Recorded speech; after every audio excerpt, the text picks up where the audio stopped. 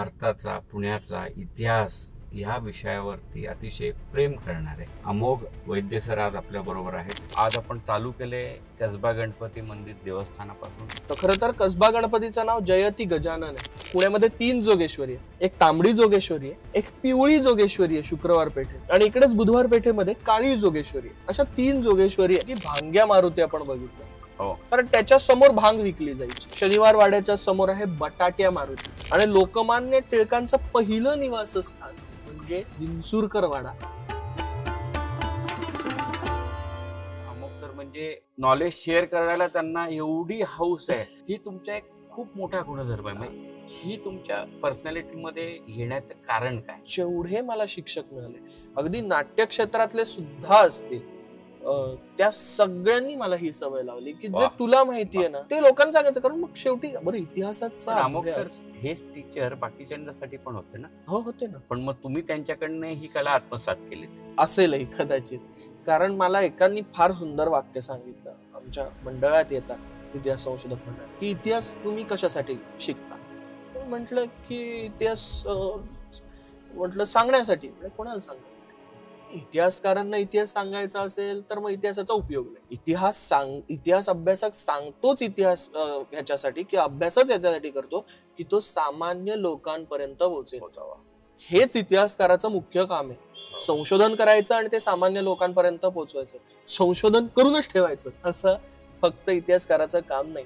तेव्हापासून मग माझ्या ते डोक्यात. आपण आता पुण्यात एक फेमस रस्ता फर्ग्युसन कॉलेज रोड, इथं गुडलक कॅफे म्हणजे इराणी रेस्टॉरंट. हो, पुण्याच्या इराणी रेस्टॉरंटचा इतिहास काय? कारण इतकी इराणी रेस्टॉरंट आहेत पुण्यामध्ये सगळीकडे. पुण्यात जसं आपल्याकडं काय खरं तर पारसी समाज जसा मुंबईत स्थायिक झाला, तसाच पुण्यात स्थायिक झाला. पण तो खूप म्हणजे मुंबईत धावपळ आहे तशी धावपळ नसल्यामुळे मॅक्सिमम कॅफेज जे ते अगदी निवांत दिसतात. त्यांच्यासाठी त्यांनी जे काही कॅफे सुरू केले त्यातले काही कॅफे इथे आहेत. जसं की जेएम रोडला पण एक आहे, म्हणजे अगदी ह्याच्या समोर जंगली महाराज मंदिराच्या समोर. मी स्वतः तिथं जास्त वेळ चहा प्यायला जातो. बरं. आणि तुम्ही म्हटलात तसं की हा फर्ग्युसन कॉलेज रस्ता, तर ह्याचं मूळ नाव जे आहे ते नामदार गोखले पथ असं नाव आहे. जसं आपल्याकडे नाव आपण चेंज केलं, जसं की सिंहगड रोडचं नाव आपण चेंज केलं. सिंहगड रोडचं नाव मूळ नाव हे नरवीर तानाजी मालुसरे रस्ता असं आहे. पण ते आता नरवीर तानाजी वाले ते आता इथं बस स्टॉप झाला तिथं त्याचा. नाही, तुम्ही जर तानाजी वाडी. हो, पण तुम्ही जर इकडनं निघालात ना रामकृष्ण मठावरनं, तर प्रत्येक ठिकाणी तुम्हाला नरवीर तानाजी मालुसरे रस्ता अशी मोठी पाटी दिसते डिवायडरच्या इथं. आणि ती कंपल्सरी आहे लावलेली, आणि ती लोकांनी बघावी. आता तो गुगलवर सुद्धा सिंहगड रोड येतं, पण तो इतका सुंदर आहे की ज्यांनी खरं तर या स्वराज्यासाठी बलिदान दिलं त्यांच्या नावाने तो रस्ता आहे जो पूर्ण सिंहगड पर्यंत जातो. आणि तो रस्ता एकेकाळी असा होता की दोन्ही साइडनी मोठी झाडं आणि त्याची अशी कॅनोपी तयार झालेली होती. आज आपल्याला फर्ग्युसन कॉलेज रोड वरती बघायला मिळते. तुम्ही बघितली असेल ना सिंहगड रोड वरची ती कॅनोपी? हो, कारण मला लहानपण पुण्यातलंच आहे त्याच्यामुळे निश्चित बघितलेली आहे. मला ती बघता नाही आली. म्हणजे माझं ते पुण्यामध्ये तरी आम्ही म्हणू शकतो पुण्यामध्ये बघितलं बाबा आम्ही. बरीचशी झाडं होती हे बघितलं, बरेचसे वाडे आम्ही बघितले, वाडा कल्चर मी बघितलं. आता बरेचसे वाडे आता पडायलाही आले. शेवटी मॉन्युमेंट म्हटलं की ते काही तुम्हाला अमर करता येत नाही. मॉन्युमेंट अगदी बरोबर. निदान त्याला काही वर्ष तरी आणखीन टिकवणं एवढंच काम. जेवढं जिथे ज्या लोकांकडे जीर्णोद्धार करून सांभाळायची कॅपॅसिटी आहे ते सांभाळतात, नाही तर ते मॉन्युमेंट पडतं. शेवटी ते काय म्हणूयात त्याला जीवमान जेवढं असतं तेवढं. दुसरं माझं कॉलेज, पुढचं कॉलेज म्हणजे मी आबासाहेब गरवारेला होतो, आणि मग आबासाहेब गरवारेला 11वी 12वी झाल्यानंतर ज्या कॉलेजने आणखीन माझ्यात वाढ केली ते म्हणजे the Fergusson College, Deccan Education सोसायटीचं द फर्ग्युसन कॉलेज. फर्ग्युसन कॉलेजने मला संस्कृत मध्ये शिकवलं, मला इतिहास आणखीन शिकवला. नाटकात पुरुषोत्तम करंडक, फिरोदिया करंडक, पुरुषोत्तम पुन्हा ऐतिहासिक स्पर्धा ज्या आहेत ऐतिहासिक स्पर्धा. आणि खरंच ऐकलं, कारण पुण्याच्या आय थिंक ह्या दोन्ही रंगभूमींनी चित्रपट सृष्टी आणि नाट्यसृष्टीला खूप खूप लोक दिली आहेत. खूप प्रचंड म्हणजे पुरुषोत्तम आता करंडक आणि विरोधी फिरोदिया आकरण. कारण शेवटी कसं आहे की ह्याला पुण्याला विद्येचं माहेरघर जसं म्हणतात तसं एक कलेचंही माहेरघर आहे. हो. म्हणजे मुंबईमध्ये पण कला आहे, पण कलेबरोबर तिथं कॉमर्स पण तेवढ्याच मोठ्या प्रमाणात आहे. मोठ्या प्रमाणात.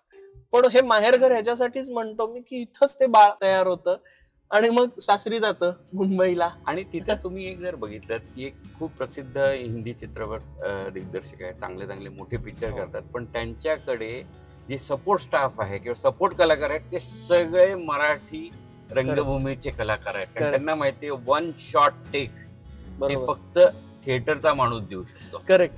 आणि त्यामुळेच पुण्यात FTII आहे, ललित आहे.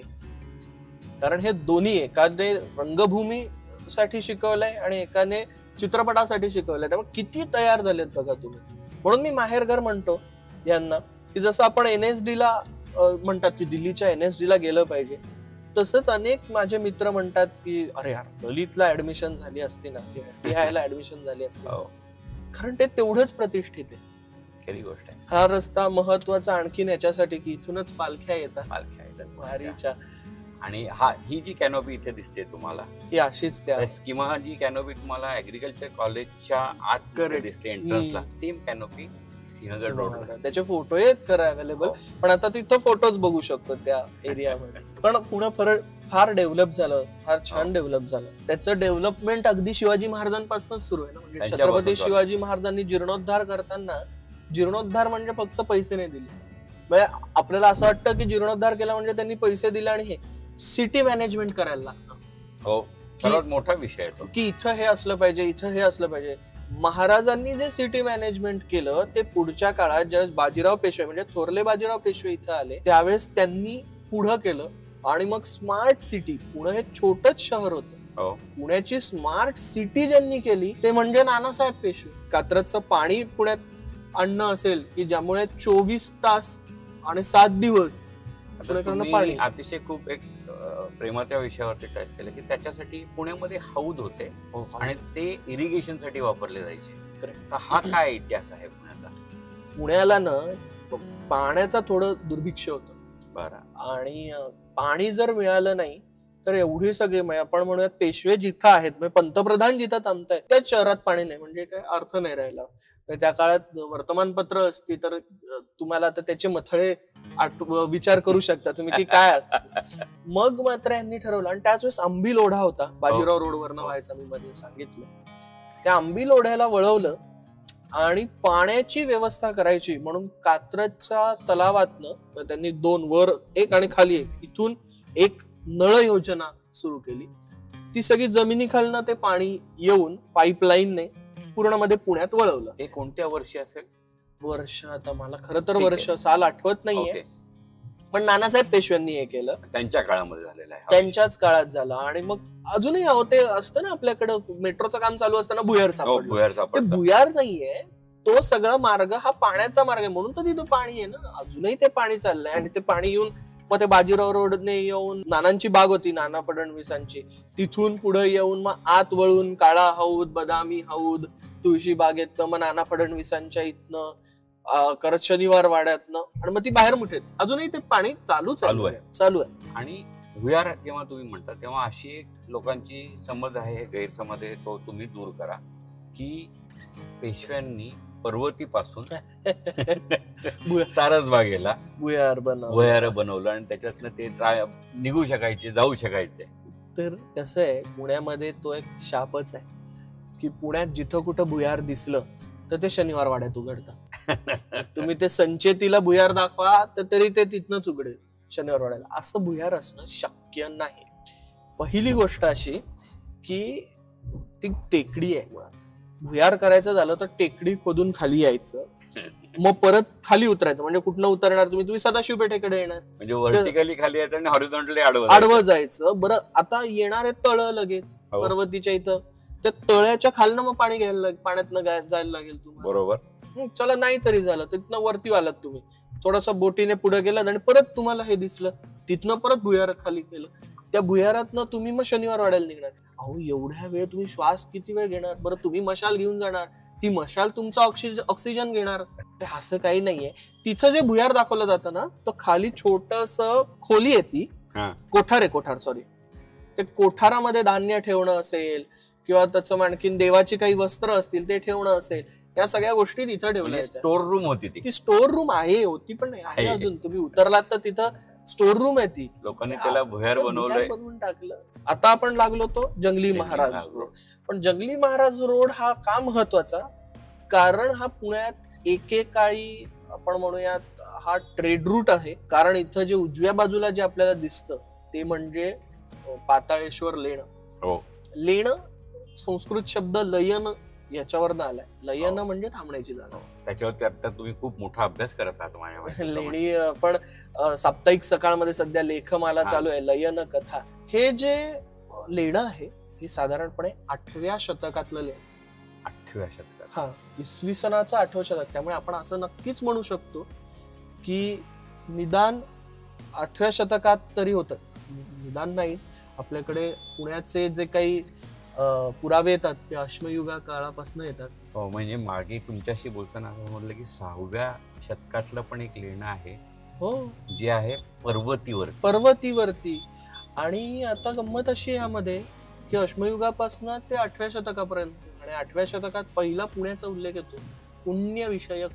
बरं, पुण्य म्हणजे विषय म्हणजे जिल्हा, आणि त्यातलं पुण्य हा पुण्याशी संबंधित नाव. आणि पुण्याला पुण्यनगरी, करेक्ट, असं एवढं छान नाव कसं पडलं? पुण्यामध्ये असं मानलं जातं की पुण्यात जी 4 देवळं होती, पुण्येश्वर, नारायणेश्वर, केदारेश्वर आणि नागेश्वर, यातल्या पुण्येश्वर देवळावरनं ते नाव आपल्याला मिळालं असावं. पण त्याच्या आधीच ऑलरेडी पुण्य विषयक, पुणक विषयक असं नाव आपल्याला दिसतं. पुनवडी नाव आपल्याला दिसत नाही.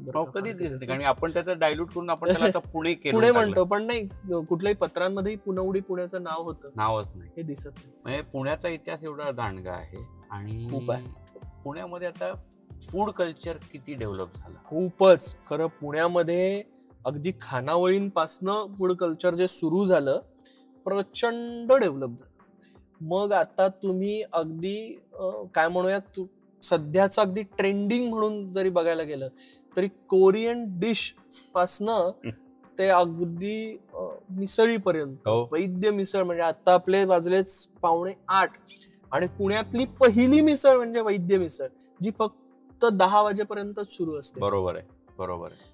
पुण्यात पहिलं सगळं त्या कोर एरियात, बरं का, बुधवार पेठेमध्ये. बरोबर, मिसळ तिथंच पहिली पुण्याची मिसळ. आपण लक्ष्मी रोडने जिकडनं वळलो की नाही, तिथं थोडस अलीकडं पुण्यातली पहिली पावभाजी ही तिथंच सुरू झालेली आहे. पुण्यातलं पहिलं पुस्तकांचं दुकान अप्पा बळवंत चौकात सुरू झालंय.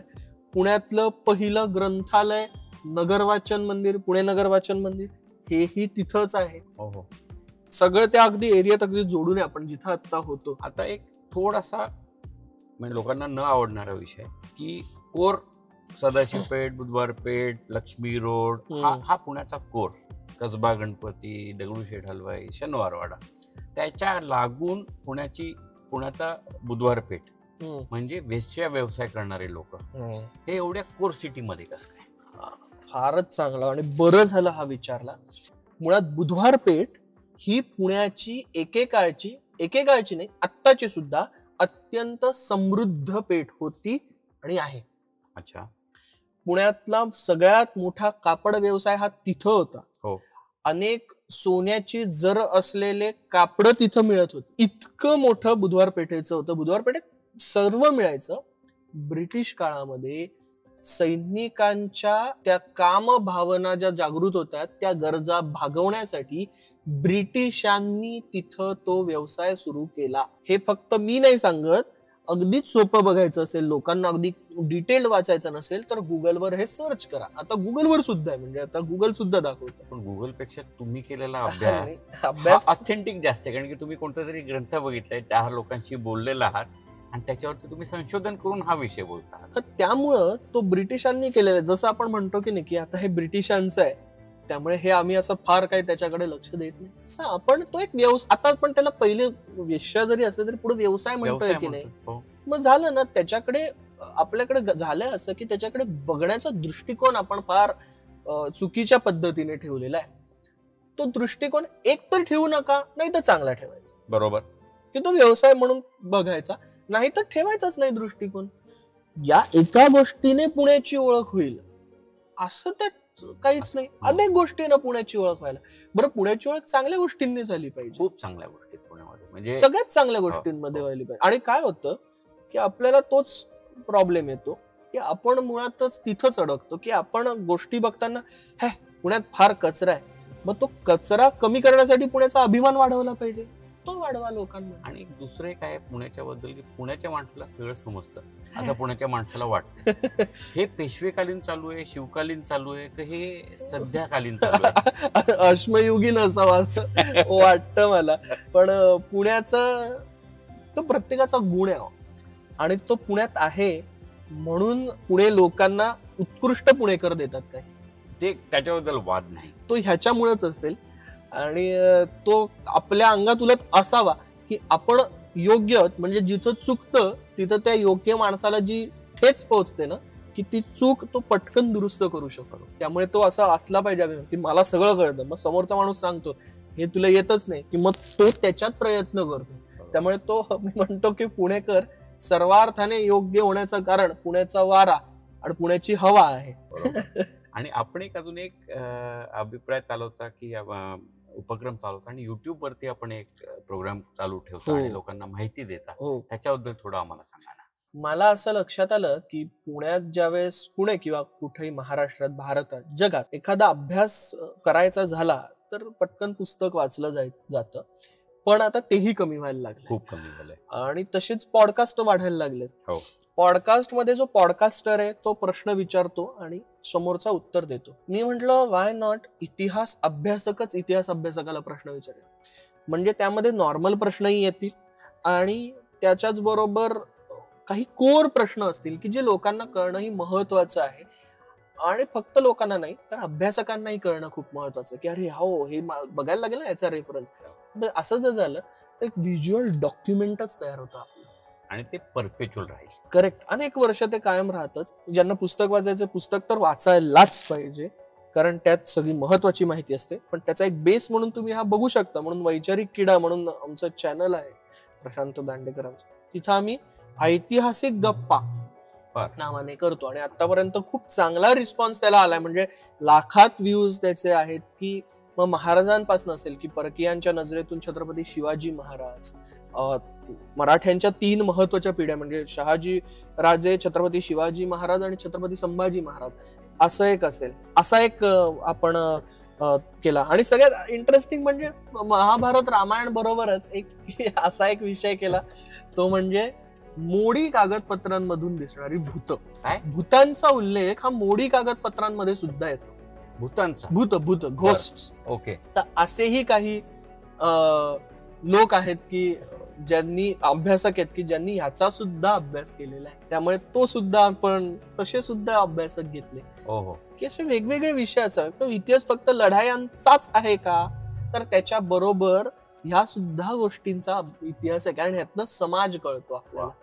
असं चालू असतं. आणि आजच्या पिढीला म्हणजे आता आपण शिक्षण घेतो, शिक्षण घेताना बऱ्याचशा गोष्टी AI शिकवलं जातं किंवा सायन्स आहे, त्याच्याबरोबर इतिहास जाणून घेणं किती महत्वाचं आहे? खूप खूप महत्वाचं आहे. कारण जर तुम्ही इतिहास समजून घेतला तर तुम्हाला भविष्य समजतं, तुम्ही भविष्य जाणून घेऊ शकता. हे स्टेटमेंट तुम्ही प्लीज एकदा रिपीट करा.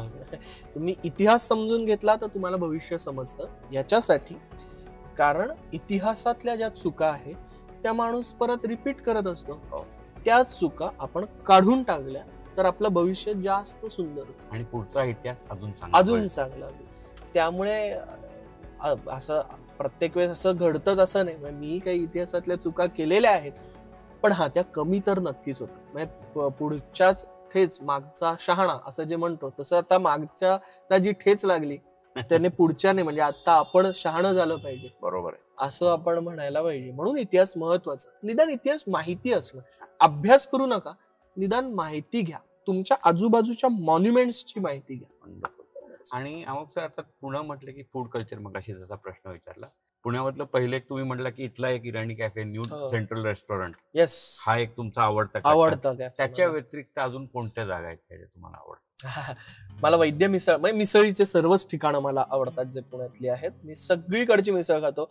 अजिबात मी असं ते ठेवत नाही की मला ही आवडते आणि ही नाही. मला बेडेकर आवडते, वैद्य आवडते, श्रीकृष्ण आवडते, त्याचबरोबर भाडाईत आवडते, त्याबरोबर काटाकीर आवडते.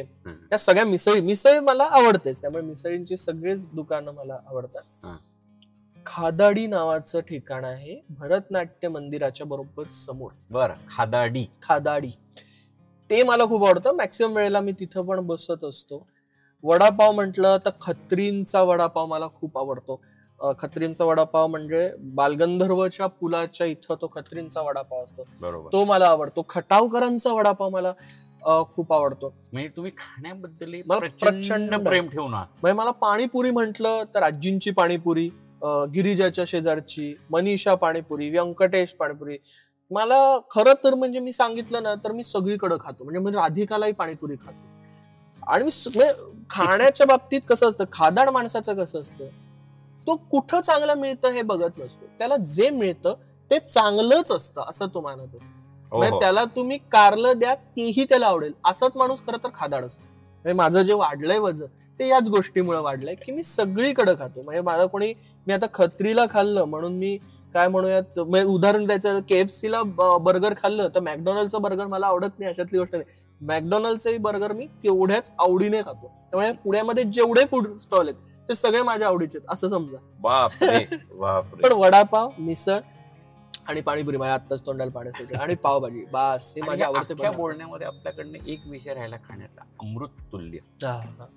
आपण जर असं फिरलो असतो, म्हणजे आपण खरंच मिसळीला गेलो असतो, वैद्य मिसळला, तर मी तुम्हाला हे दाखवू शकलो असतो ते आद्य अमृत तुल्य. आद्य त्याचं नाव याच्यासाठीच की ते पहिलं पुण्यातलं अमृत तुल्य. चहा हा अमृता समान आहे असं आपल्याकडे म्हटलं जातं. म्हणजे आपल्याकडे म्हणजे कुठल्याही पुराणात नाही येते, पुण्यात असं म्हणतात, पुण्याचा शब्द आहे की पुण्यात चहा म्हणजे अमृता समान. म्हणजे तो चहा प्यायला की आमचा दिवस सुरू होतो. त्यामुळे तो अमृत तुल्य आहे. म्हणून चहाच्या एखाद्या दुकानाला इतकं समर्पक नाव मी कधीच ऐकलं नव्हतं. ते म्हणजे अमृत तुल्य. आणि will it be right to say that अमृत तुल्य हा शब्द पुण्यामध्ये चहाच्या दुकानासाठी निर्माण झाला? करेक्ट, असं म्हणू शकतो आपण. जरा अमृत तुल्य ही नावं बऱ्याच ठिकाणी दिसतात, पण ह्या चहासाठी तो अमृत तुल्य असणं हे म्हणजे अगदी पुणेकरांचं डोकं आहे, ते चांगलं डोकं आहे. आणि अमोक सर, माझ्या माहितीप्रमाणे तुम्ही बऱ्याच लोकांना एनकरेज करता की तुमच्याबरोबर काश्मीर टू कन्याकुमारी, म्हणजे length and width of the country, इतिहास या विषयाशी फिरण्यासाठी असेल तर तुमच्याबरोबर जोडा, फिरा, तुम्ही त्यांना त्याची माहिती देता, शिकवता. मी जसं मगाशी म्हटलं की तुम्हाला knowledge sharing, you believe in sharing not in storing. Correct. So तो उपक्रम पण तुम्ही खूप चांगल्या पद्धतीने चालवता, लोकांना खूप माहिती देता.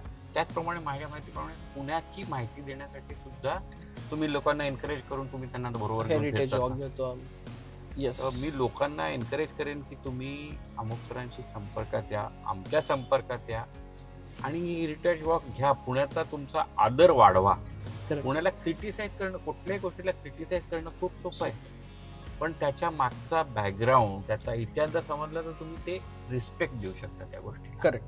आणि एक पुणेकर म्हणून, आता पुणेकर झालो असं मी म्हणतो, पुणेकर म्हणून आणखीन जे कोणी पुण्याबाहेरचे बघतं, म्हणजे आता कोणीतरी साताऱ्याला असेल, कोणीतरी कोल्हापूरला असेल, तर त्यांनी त्या शहराचा इतिहास पण तसाच बघणं गरजेचं आहे. तसं जर झालं तर आपण म्हणतो तसं की माझ्या गावाचा मला अभिमान होतो त्यावेळेसच मला माझ्या शहराचा होतो, माझ्या जिल्ह्याचा, माझ्या राज्याचा आणि तुलनेने माझ्या देशाचा. त्यामुळे एक पुणेकर असं सगळ्या महाराष्ट्राला सांगू इच्छितो, असं म्हणूयात आपण, दोन पुणेकर, की जसं आम्ही आता आहोत तसंच तुम्ही सुद्धा तुमच्या शहराचा आणि तुमच्या आजूबाजूच्या ठिकाणांचा जास्तीत जास्त अभ्यास करा किंवा माहिती समजून घ्या. म्हणजे आपोआप त्या प्रत्येक सिटीचाही आदर वाढेल. जसा पुण्याचा आदर हा अभिमानानेच आला की जाज्वल्य अभिमान असावा. आणि इतिहास दाबून ठेवू नका, इतिहास लोकांपर्यंत पोहोचवा. बाय द वे, तुमचं ड्रायव्हिंग इतकं कमाल आहे, इतकं सॉफ्ट आहे मला फार आवडलं. Thank you very much. म्हणजे मी तुम्हाला भेटलो त्यावेळेस अगदी मराठीच भाषेत म्हणायचं झालं तर गाडी विकणाऱ्याचं ड्रायव्हिंग हे खरंच किती चांगलं असतं हे मला आज कळलं. ते असतं हे कव्हर होणार नाही. नाही नाही, हे घ्या. कारण कसं आहे, माझं म्हणणं आहे की जो एखादं पावभाजी विकतो तो घरी कसं जेवण बनवतो हे कसं असतं, हे खूप महत्वाचं आहे. तसं मला फार आणि फार आवडलं ड्रायव्हिंग. मला फार आवडतं. थँक्यू. आणि अमोक सर, आय थिंक तुमच्याबरोबर जर आम्ही जर गप्पा चालू ठेवल्या तर आपण कमीत कमी 2 दिवस या गाडीत उठणार नाही. कारण की तुमच्याकडे एवढं नॉलेज आहे, कोणताही प्रश्न विचारा त्याच्याशी रिलेटेड तुम्ही सगळी माहिती देऊ शकता. हे नॉलेज तुमच्याकडे आत ठेवण्याची कॅपॅसिटी कुठून आली? कारण की स्टोरेज प्रत्येकाचं तेवढंच आहे. मी खरं झिरो पटकन होऊन जातो. म्हणजे वंडरफुल. आता हे झालं की घरी गेल्यानंतर मी काहीतरी सिरीज बघेन किंवा माझ्याकडे कॉमिक बुक्स आहेत. I am a huge fan of comic books. माझ्याकडे 5,000 ते 6,000 कॉमिक बुक कलेक्शन. आणि मी दर महिन्याला जे रिलीज होतात ते घेतो, वाचत असतो. येस, डिजिटल वाचतो. मी US वरनं मागवतो किंवा जे नसतील मागवता येणार ते मी वाचतो. त्यामुळे मी कम्प्लीट वेगळंच फील्डच चेंज करतो आणि तिथं 0 तास 2 तास ते झालं रिचार्ज. आणि माझ्या सगळ्या शिक्षकांनी हे सगळं केलं. पुण्यावर काम करणारे इतके लोक येतात, म्हणजे मंदार लवाटे असतील, अविनाश सोनी असतील, सुप्रसाद पुराणिक असतील, यांनी इतकं काम केलंय पुण्यावर की मला त्यांनी नुसतं सांगितल्यात ना गोष्टी तरी ते लक्षात राहतात. म्हणजे माझ्यापेक्षा चांगलंच ते सांगतात असं मी म्हणेन. ग्रॅटिट्यूड हा खूप मोठा भरलेला आहे तुमच्यामध्ये. असं शिकण्यासारखं आहे नाही. आणि एवढं नॉलेज असून, एवढं हंबल असणं आणि एवढं ग्रॅटिट्यूड करून ज्यांनी शिकवलं त्यांच्याकडनं तुम्हाला शिकायला मिळलं. नाही तर मी पुन्हा सांगूच शकतो. Sir Amok sir, thank you very much. गोष्ट एका पुणेकराची साठी तुमच्यापेक्षा चांगला ऍप पुण्याच्या बद्दल माहिती देणारा आम्हाला अजूनपर्यंत तरी मिळाला नाहीये. कारण की कोणीच एक्सपर्ट त्या जगातला किंवा त्या क्षेत्रातला असं म्हणता जाणार नाही. कारण की प्रत्येकाकडे, तुमच्याकडे माझ्यापेक्षा जास्त नॉलेज आहे. बाहेर जो उभा आहे त्याच्याकडे तुमच्या आणि माझ्यापेक्षा जास्त नॉलेज आहे. सो त्याप्रमाणे प्रत्येकाला प्रत्येकाच्या क्षेत्राप्रमाणे नॉलेज प्लस आणि मायनस असतं. पण तुम्ही ज्या पुण्यावरचं प्रेम आणि त्याचं नॉलेज शेअर केलं त्याच्यावर थँक्यू व्हेरी मच. खूप धन्यवाद. तुम्ही बोलवलं. मी खूप कमी माहिती सांगू शकलोय तुम्हाला. हे तर आपल्याला 2 दिवस लागतील. त्यामुळे पण येस, जेवढी माहिती सांगितली आय होप जे बघता आहेत आणि तुम्हालाही ती थोडीशी जास्त आधी माहिती होती त्याच्यापेक्षा थोडी जास्त माझ्याकडे निश्चित गेली असेल. निश्चित. Thank you very much. So much.